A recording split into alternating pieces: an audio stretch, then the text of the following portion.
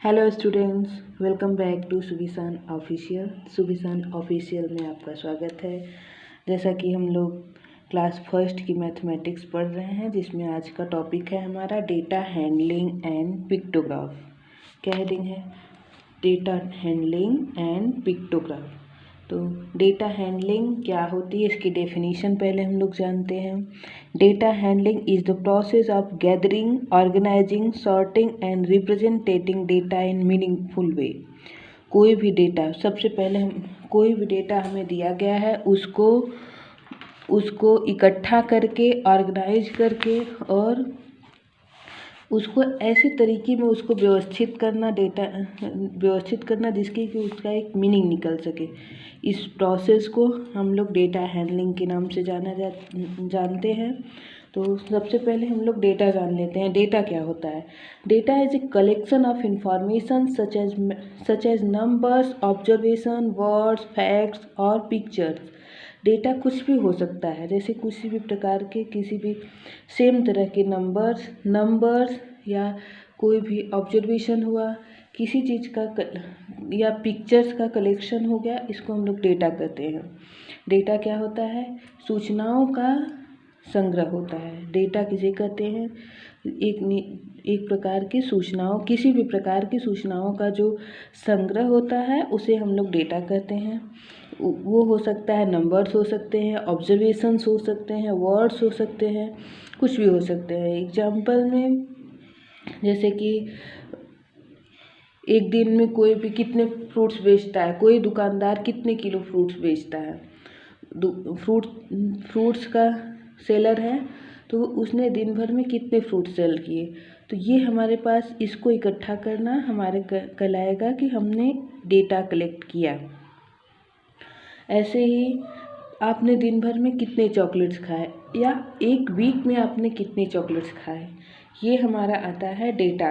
ये हम लोग इसको डेटा के नाम से कर ले और उसी का हैंडलिंग, इसी डेटा को एक तरीके से, एक व्यवस्थित तरीके से ऐसा रिप्रेजेंट करना ताकि उसका कोई मीनिंग निकल सके, तो हम लोग उसको डेटा हैंडलिंग कहते हैं। और इसको पिक्चर के माध्यम से उसको रिप्रेजेंट करने के तरीके को पिक्टोग्राफ कहते हैं।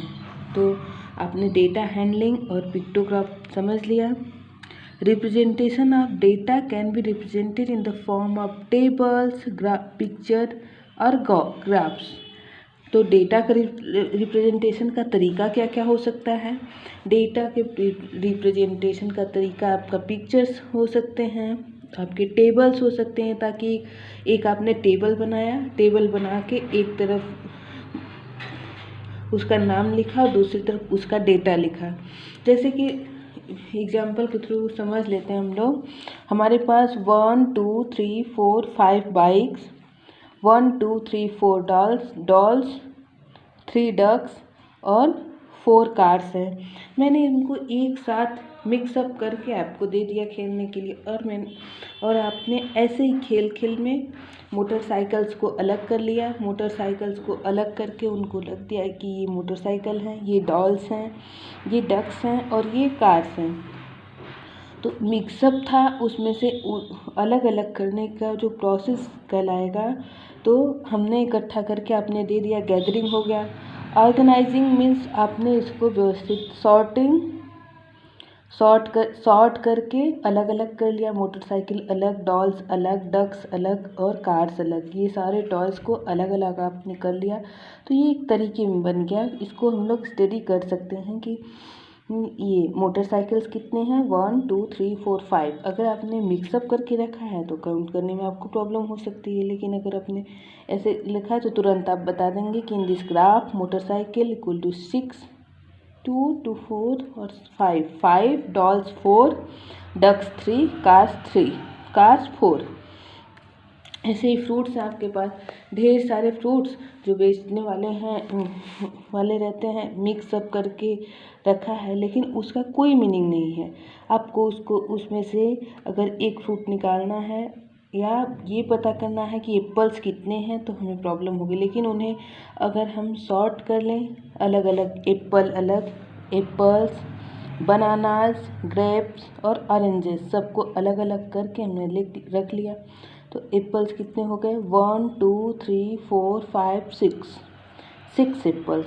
1 2 3 4 बनानाज, 1 2 3 ग्रेप्स और ऑरेंजेस कितने?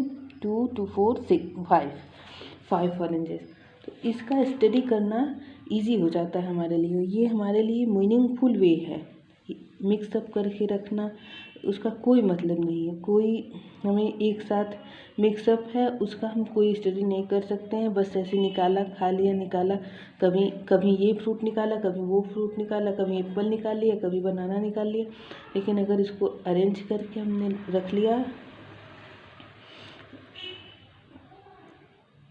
तो ये तरीका, इसी को अरेंज करना हमें कहलाता है सॉर्टिंग। तो सॉर्टिंग क्या कहलाता है? Sorting is the process of grouping like object. एक तरह के ऑब्जेक्ट को एक साथ रखने की जो प्रक्रिया है उसे हम लोग सॉर्टिंग कहेंगे। जैसे सारा फ्रूट्स एक साथ हमने मिक्सअप करके यहाँ पे रखा था और उसको अपने एप्पल्स को अलग, बनानास को अलग, ग्रेप्स को अलग और ऑरेंजेस को जब अलग अलग कर दिया तो ये तरीका हमारा क्या कहलाता है? सॉर्टिंग करना। और ऑर्गेनाइजिंग क्या होता है? ऑर्गेनाइजिंग तो सॉर्टिंग के बाद उसको अलग अलग तरीके से रख देना हमारा ये कहलाता है। और क्लास फर्स्ट के डेटा हैंडलिंग एंड पिक्टोग्राफ नाम के चैप्टर में आपको इतना ही समझने से आपका समझ काफ़ी समझदार हेल्पफुल रहेगी। तो एक एग्जांपल हम लोग ऐसे देख रहे हैं, जैसे आपके पास कबर्ड है, अलमीरा है। इस अलमीरा में आपने कपड़ों को इस तरीके से ऐसे करके रखा है। तो क्या इसका कुछ मीनिंग है? आपको कहीं पार्टी में जाना है, कहीं भी जाना है, आप कपड़े ढूंढने के लिए आइए। इस तरीके से अगर आपने अलमीरा में रखा है, अलमीरा खोलते ही सारे कपड़े बाहर निकल के गिर गए। लेकिन और आपकी ड्रेस जो आपको पहन के जानी थी, जिसको आपने वो पसंद अपने मन में सोच रखा था कि आज मैं ये वाली ड्रेस पहन के जाऊंगा या जाऊंगी, तो वो ड्रेस आप लोग को नहीं मिल पाई। लेकिन अगर आपने इसको सॉर्ट करके, अरेंज करके कि टी शर्ट एक तरफ, मेरे सारे स्कर्ट्स एक तरफ, अगर मम्मा ने इस तरह से अरेंज करके आपके अलमीरा को रखा है तो आपको उसमें से कपड़ों को निकालने में बहुत ही आसानी होगी। आप आए, पार्टी में जाना है, जो ड्रेस आपको चाहिए उस टाइप उसमें जा कर के आपने ढूंढ लिया। तो यही होता है डेटा हैंडलिंग और पिक्टोग्राफ का कॉन्सेप्ट।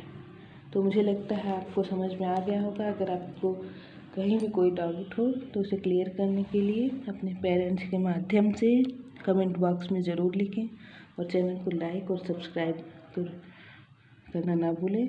आज के लिए बस इतना ही। धन्यवाद।